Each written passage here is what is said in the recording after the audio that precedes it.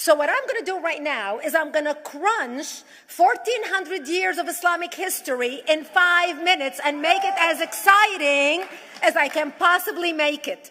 Because I hated history when I was a little girl. At this age, I appreciate history. And now I understand why they say those who don't learn from history are doomed to repeat it.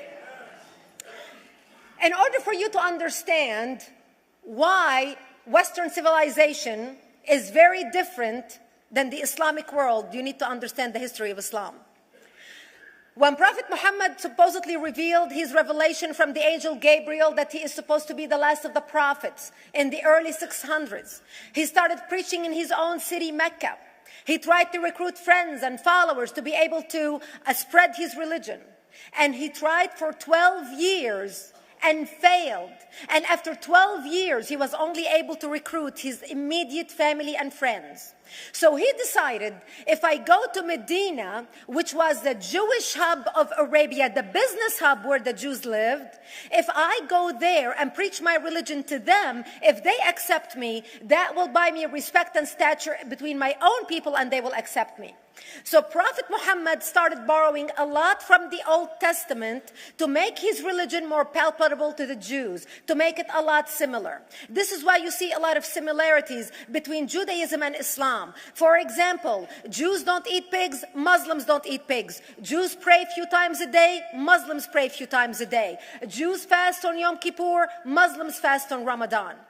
And this is why you started seeing a lot of good writing in the beginning of the Quran when Prophet Muhammad was saying all the good things about the people of the book. He took his message and went to Medina trying to recruit the Jews, talking about the people of the book, talking about how similar the two religions are. When they refused to accept him and follow him as the last of the prophet, that's when he turned against them and started killing them and started expelling them. That's when Islam went from a spiritual movement for the first 12 years of Islam into a political movement cloaked in religion after the year of the Hijrah, after Muhammad went to Medina and the Jews did not accept him. He became a military warrior and declared war on them and started expelling them. Jews and Christians became dhimmi, or second-class citizens. They were only allowed to stay alive and not be killed only by paying the jizya or the protection tax. So they had a choice: convert to Islam, or if you want to stay alive, you have to pay the jizya or protection tax, living as dhimmi in the Islamic nation. Christians and Jews could not ring church bells. Jews could not blow the shofar. Christians could not ring church bells. They could not pray publicly. Christians and Jews could not gather together and build new churches or new temples. And the way they paid the jizya or the protection tax was in a monthly ceremony where they would get together downtown and the Jew would kneel on his knee and hand his goods to the mullah, who would take the goods as the price for buying the protection. And in many areas, Jews and Christians were given necklaces to wear as a receipt that they paid their jizya or their protection tax. Jews considered najis under Islam. Najis is bodily fluid. Najis is garbage. Najis is dogs. Najis is dirty. So Christians and Jews were treated as second-class citizens. Islam continued to grow. As Islam grew, more people became dhimmi or second-class citizens. Jews and Christians were given identifiable clothing. The yellow star, which was given to the Jews that most people think is a German invention. It was actually an Islamic invention in the 9th century in Iraq by the second Khalif Al-Mutawakkil of Iraq, who invented the yellow star for the Jews to be identified as they walked down the street. Because Jews were considered najis, if a Muslim man or a Jew walked on the same side of the street, the Jew had to cross the other side so the Muslim man can walk, so he's not dirtied by the filth of the Jew. Christians were given the zunnar, the belt, which most of you men are wearing right now. That was an Islamic invention for the Christians. Islam continued to grow. They went all the way to Jerusalem. They conquered Jerusalem. Christians couldn't ring their church bells in Jerusalem. The Pope in Rome in 1090 told the Christians, how could you sit idly by and allow your brethren to be suffer like this in the Holy Land? You need to go liberate the Christians. You need to go help the Christians. That's why the Crusaders were launched. The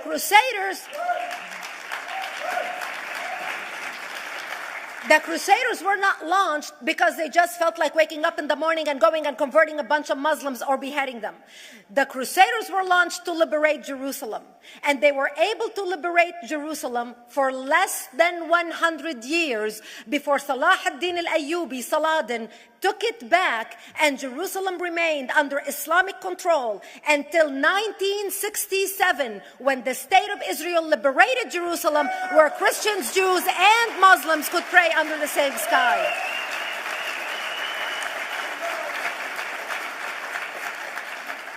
The Crusaders continued fighting Islam, and for 300 years they tried and failed. And by the 1300s, the Crusaders disappeared because they could not win against Islam. Islam continued to expand. They went all the way to Central Europe. They went all the way to China. They went to India. They conquered Spain. They changed the name of Spain from Spain to Andalusia. And they started, as they advanced, as they conquered more nations, more people paid the jizya, or the protection tax. And this is how the Islamic Empire grew. It went all the way until they was stopped at the gates of Vienna on 9/11. 9/11 is not a date that Osama bin Laden just picked out of a hat. 9/11 is a symbolic date in the Islamic calendar. By the 1600s, Islam had covered more of the earth's surface than the Roman Empire did at its peak. Between the 1600s and the 1800s, the Europeans were experiencing the European Industrial Revolution, where the Europeans were able to invent products on factory lines, where they are able to make money and sell products, which gave them the money to build a strong army in order to fight the Muslims. And that's how they were able to stop them at the gates of Vienna on 9/11. The Europeans started the pushback against Islam. They pushed them out of Europe. They pushed them out of all the way to the Middle East and North Africa. By 1924, the Islamic Empire ended. In 1924, the Islamic Caliphate ended in Turkey by President Ataturk, who was a secularist. He ended the Islamic Empire, and he gave women rights to vote. He gave women a right to an education, a right to work, a right to choose a husband. He forbid women from wearing the hijab. He forbid men from wearing the beard. The Muslims hate him so much that they consider him a Jewish agent, because they believe that his mother in her bloodline was Jewish, and that was the influence on Ataturk. By the time the Islamic Empire, or the Islamic Caliphate, or the Islamic State ended in 1924, the Islamic Caliphate had existed for 1400 years, and it ended less than 100 years ago. By the time the Islamic Caliphate ended in 1924, 270 million people around the world were killed by Islam. 270 million. And we didn't have weapons of mass destruction, and there was nuclear weapons. All of these people were killed, butchered by the sword. The people in the world, less than 100 years ago, how many people knew this history? Please raise your hand. We in America have failed to educate our children about history. We in America failed to educate our population about history. Our children in high school, you take any 17, 16-year-old kid, 18-year-old kid, and ask them about World War II. They can't even tell you what happened in World War II. For them, it's ancient history, and we still have our World War II veteran walking among us. That's how little we know of history. Islam ended in 1924, the Caliphate. People thought the Caliphate will never be resurrected. The Caliphate will never come back. But two things happened in the Middle East in the last century that made the Islamists be able to resurrect the Caliphate. Number one is the discovery of oil in Saudi Arabia, which we were able to discover and were stupid enough to allow them to nationalize it. And the number two that happened was Ayatollah Khomeini coming to power in 1979. That gave the Islamists the money and also the spiritual covering in order to explode on the world stage. And people say, oh, well, the Wahhabis exported their Wahhabi radical religion. The Wahhabis are the name of Wahhab. They're not a different sect of Islam. They follow the authentic preaching of Prophet Muhammad, the way Prophet Muhammad lived and practiced his religion. This is why neither you or me or any infidel can step a foot in Mecca, because as far as they're concerned, we are filth. And as infidels, we're not allowed to step a foot, not President Obama and not anybody else.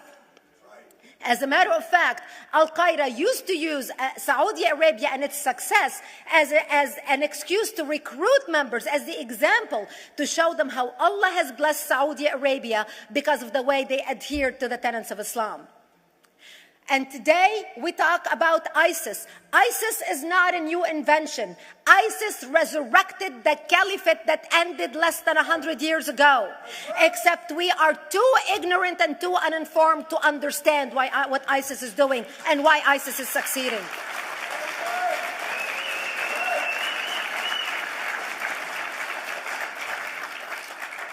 Two things you need to understand about Islam and the principles of war in Islam. One is the law of taqiyya, which means lying and deception.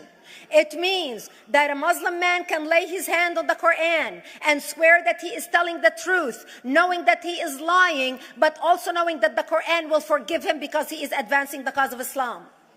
The second thing you need to know about is that the Treaty of Al-Hudaybiyah, which is an Islamic principle of war and a model on how to deceive your enemy when you have to sign peace treaties with your enemy. And it is based on an example by Prophet Muhammad. Prophet Muhammad was attacking the Meccans and their caravans when he was living in Medina. One day he attacked them because this is how he got the goodies. He would attack them, rob them, and spread the goodies among his men. And this is how he was able to recruit, because this is how people made money without working. And so he attacked the Meccan caravans. When he realized he's not able to defeat the Meccans in that city of Al-Hudaybiyah, in that place, he signed a 10-year treaty with them. Does that sound familiar? A 10-year treaty with them that says he will not attack them, he will have peace with them, he will not declare war on them. Muhammad used the treaty for 2 years to build his military, strengthen his army, and when he realized he was strong enough to attack his enemies when they least expected it, because they thought they had a peace treaty with Muhammad, he broke the treaty, attacked them 2 years later, and Mecca fell within 24 hours because they were not expecting the attack. And that became a principle of war in Islam. And to give you an example of how that is practiced, this is why anything signed with Iran means nothing to them. And to give you an example of how this law has been put to use in recent history, Yasser Arafat, who's not an Islamist, but he is a Muslim, met with the Israelis and signed the Oslo Accord in 1993. Remember all the handshaking at the lawn of the White House? The Oslo Accord, Yasser Arafat used the peace treaty, the Oslo Accord with Israel, to get Israel to bring him back and give him his territory, finance his military, train his police, and give his police the weapons. Yasser Arafat broke the Oslo Accord 8 years later, didn't even wait 10 years, and declared the second intifada in 2000, and all hell broke loose. He used the same treaty to win and deceive against his enemies and deceive his enemies. When Jordanian press, after Yasser Arafat signed the Oslo Accord with Israel, and Egyptian press would interview Yasser Arafat, and they would say, how could you sign a peace treaty with the devil? How could you sign a peace treaty with the Jews? Yasser Arafat will tell them, remember Hudaybiyah. That's all he would have to say. The whole Muslim world knew exactly what Yasser Arafat was talking about. We in the West and the Jews in Israel, it was over their heads. Nobody understood what Hudaybiyah was referring to. And this is the type of deception that we are dealing with. So when Iran signs a peace treaty with the United States for 10 years, they are using us as useful idiots, as gullible, ignorant people who are signing a peace treaty with the devil in order for Iran to continue her thing. In this deadly game of thrones, there's no place for America or for Israel. We don't have to gamble with our future and with our children's future. Elie Wiesel. And I wish I could promise you, Elie, that the lessons of history have been learned. That is why it is so important to be wise about who we're going to put in the White House next year.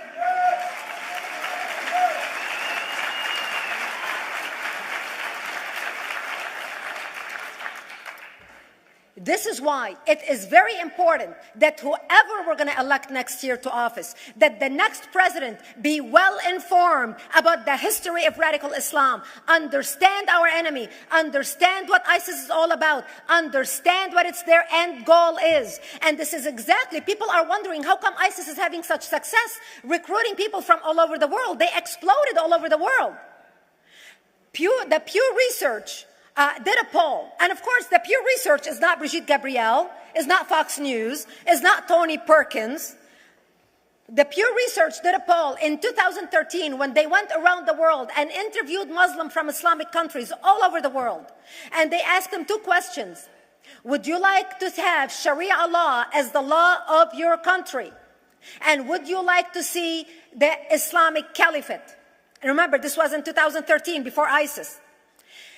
The 5 top countries in the world, in the Islamic world, the 5 top Islamic countries: Indonesia, 204 million Muslims. Indonesia, Pakistan, Egypt, Nigeria, and Bangladesh. 77% of Muslims interviewed in these Islamic countries, 77% want the establishment of Sharia law and want the establishment of an Islamic state.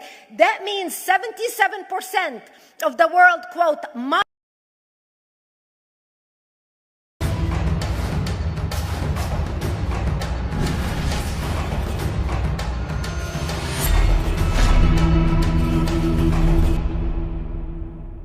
Hi everyone and welcome, this is the Apostate Prophet. What is a child molester?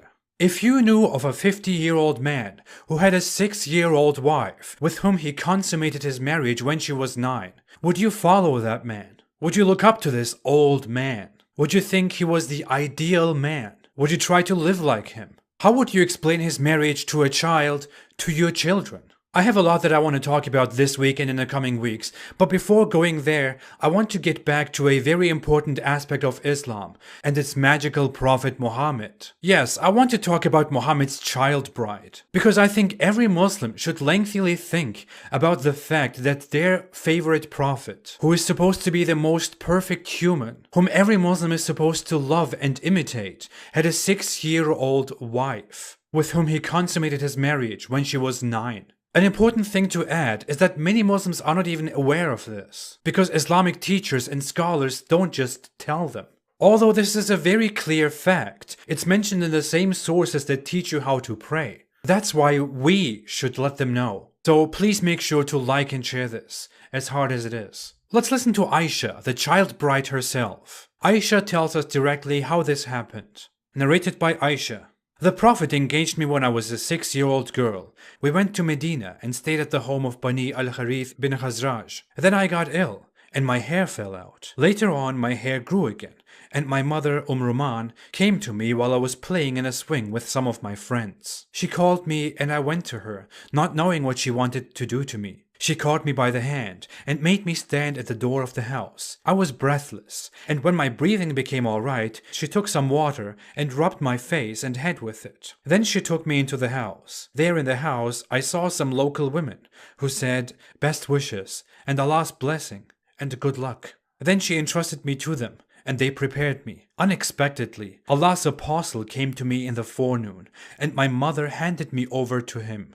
And at that time, I was a girl of 9 years of age. Imagine you have a 9-year-old girl who plays outside with her friends on a swing, and you bring her to a 50-year-old man and say, "This is your husband now. Good luck." Imagine you are a girl and your parents bring you to a 50-year-old man when you are at the age of 9. And you were 6 when all of that was planned, when you were engaged, sealed to that 50-year-old man. And later, when you are much older, you recount your story and you remember that you used to play with dolls in the house of your old husband because you were still a little child. But that old husband, who is revered as a prophet, also bathed you and practiced sexual practices on you when you were 9 years old. We find in several reports that Muhammad told her he saw her in a dream, which is why he married her. That sounds like something a modern cult leader would say. We have some saying that she was an immature little girl, Muhammad's immature little wife. She used to play with dolls while married to Muhammad, who used to watch them play with dolls and then go and have sex with her. And she recalls that Muhammad used to visit the house of her parents every day before they got married. Do you think he thought, looking at that little child, this is going to be my wife? And finally, we learn again that Muhammad had intercourse with her when she was 9, and he was in his 50s. What an amazing prophet, right? What an honorable, wonderful, great and wise man.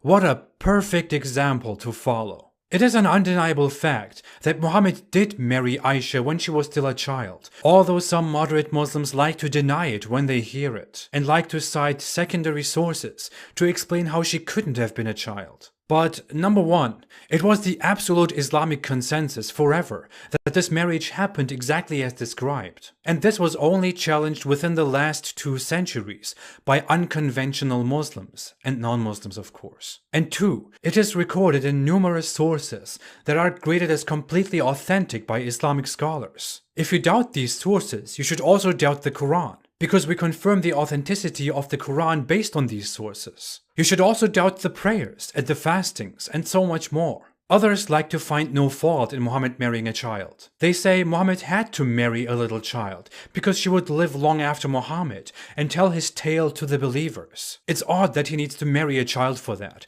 instead of just having a child, or adopting a child, or just having young students who can deliver his story, of which there are plenty by the way. Fine, Aisha tells us about some very intimate stuff about Muhammad, but we don't need Aisha. Aisha died around the age of 70, while another wife of Muhammad, Salama, whom he married at a quite reasonable age, lived much longer than Aisha and was the last of Muhammad's wives to die. So there really wouldn't have been any need for Aisha at all. Also, Muhammad and the Quran were completely Allah's plan, who certainly wouldn't need to depend on a child bride. Allah could have made all of that happen much differently. They say it was normal back then to marry children, to marry girls at such a young age. In all other marriages of Muhammad and his companions, we see that people married at quite reasonable ages. Aisha was exceptionally young, and people explicitly remarked that. We also have no records, no supporting evidence that girls were usually married at such a young age. We only have Muhammad going around and asking people who married older women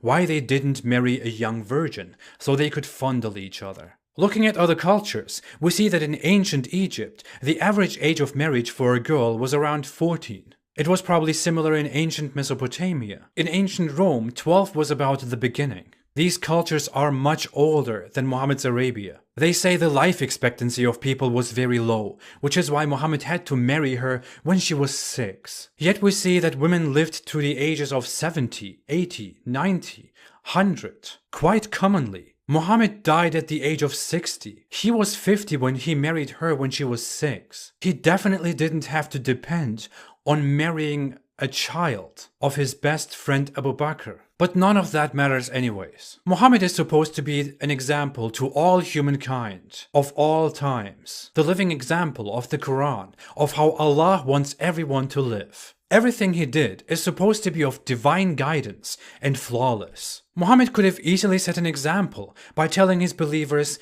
wait until a girl is mature and then ask her if she wants to marry you. But Muhammad was someone who said her silence is her consent. No wonder he arranged the marriage when she was 6, not even able to think. Muhammad was also someone who looked at a baby and said, I'll marry this one when she's older. We now know, and we knew for a long time, that a girl is not ready for marriage at the age of 6, and not ready when she has her puberty. Although many Muslim apologists will basically tell you that if she's ready to bleed, she is ready to breed. Not even in that time in Arabia was she remotely sexually ready. And many Muslim apologists really want to tell you that she was ready because of Arabia and heat. We know that puberty is only a small but visible part of a long process of a girl becoming mature. It is not for nothing that a girl still physically and psychologically changes until the age of 18 and beyond, because she is not remotely ready at the age of 9. And marrying a girl and having sex with her at the age of 9 when she is not even possibly physically ready, let alone mentally ready, damages her physically and psychologically. And I'm sure that little Aisha didn't get away unharmed. Now, how relevant is Muhammad's child marriage today? So you think that having sex with a 9-year-old is justified? Yeah, I mean, the thing is that if my daughter reached the age of menstruation at 9 years old, I would say you are ready. You are ready to get married. According to the Islamic Sharia, moment a lady reaches puberty, they can marry. Wow. They excuse child marriage. They rationalize child marriage, absurdly claiming that a 9-year-old girl could be mentally ready. They lay the foundation on which pedophiles securely walk and defy all kind of laws and common sense. They follow Muhammad's example and show us just how disgusting and dangerous Islam can be. Let's not let it happen without any objection. Muhammad married a child.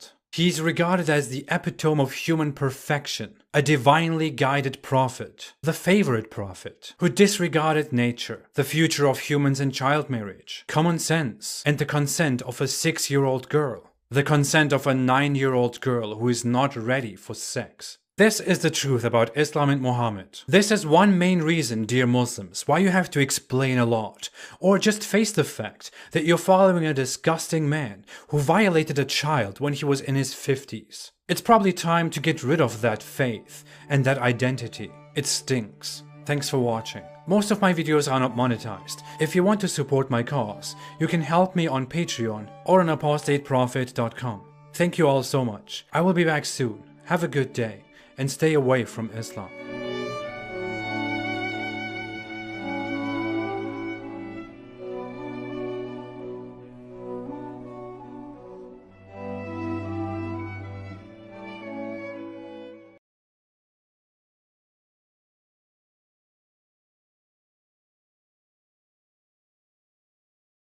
الزواج قسمان.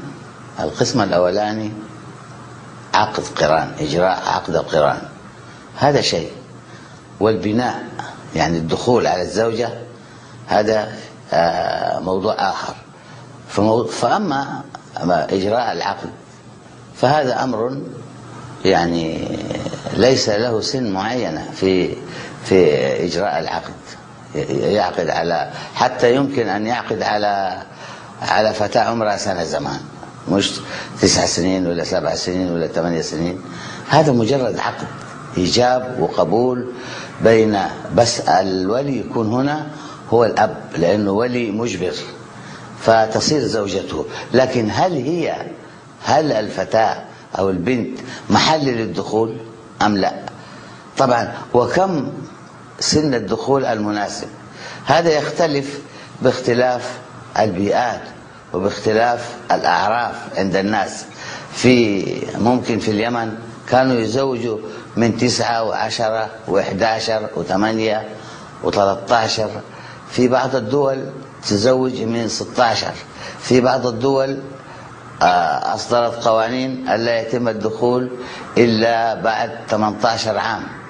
ولنا في رسول الله صلى الله عليه وسلم قدوة حسنة، حيث عقد على زوجته عائشة وكان سنها 6 سنوات وبنى عليها، يعني دخل عليها صلى الله عليه وسلم 9 سنوات. يقول 6 سنوات. لا، عقد عليها وهي 6 وتزوجها يعني العقد في 6 والبناء اللي هو الدخول في 9 سنوات. ولنا في رسول الله صلى الله عليه وسلم نعم أسوة حسنة. بس خليني أوضح لك شغلة. ولكن طبعا أنا سؤالي لك إنه واحد عمره 12 سنة، واحدة عمرها 11 سنة، هل هذا الزواج منطقي مجاز شرعيا؟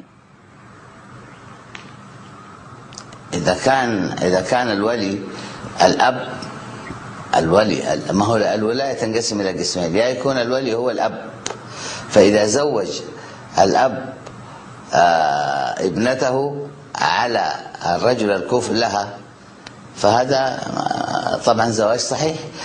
يعني في ظروف للناس، واحد رجل عنده بنتين 3 4 وطبعا يريد أن يسافر، لديه ظروف.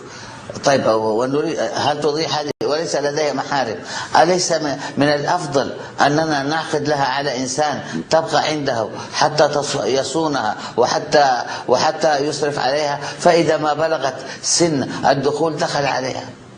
ومن قال أن الناس كلهم ذئاب كاسرة؟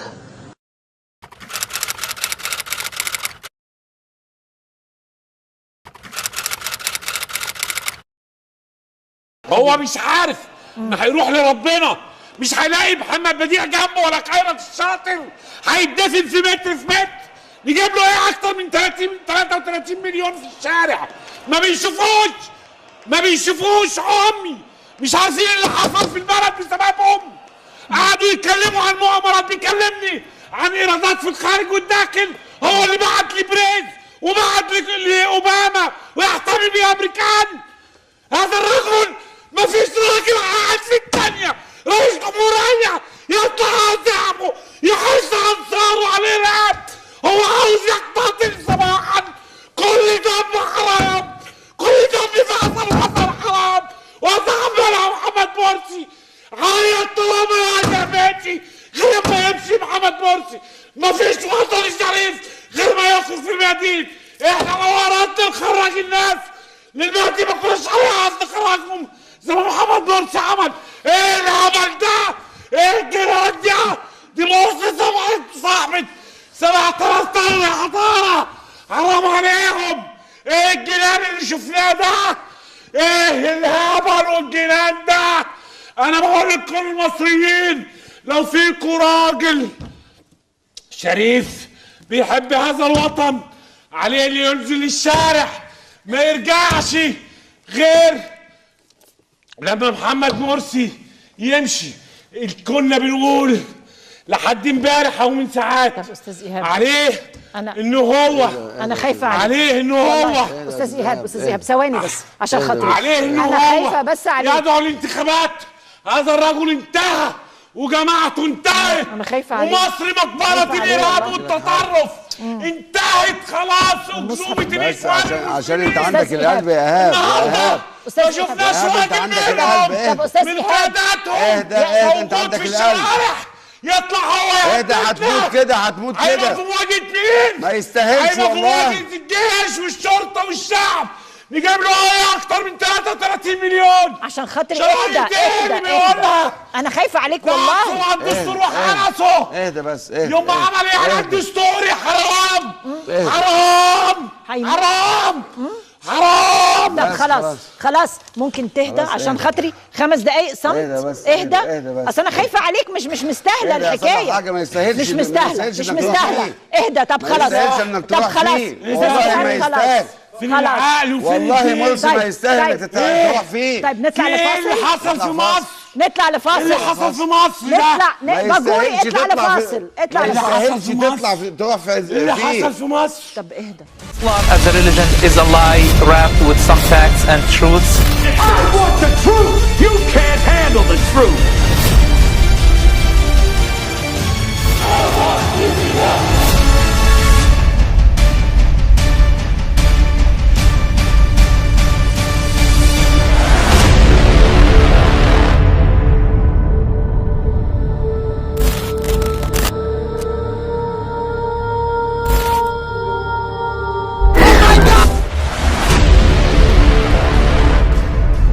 Our channel is now proudly sponsored by J.K. Scheinman, who is the author of the highly controversial book, The People vs. Muhammad. To learn more about Muhammad's extensive list of psychological disorders, please buy a copy on Amazon while you can, as stocks are selling fast.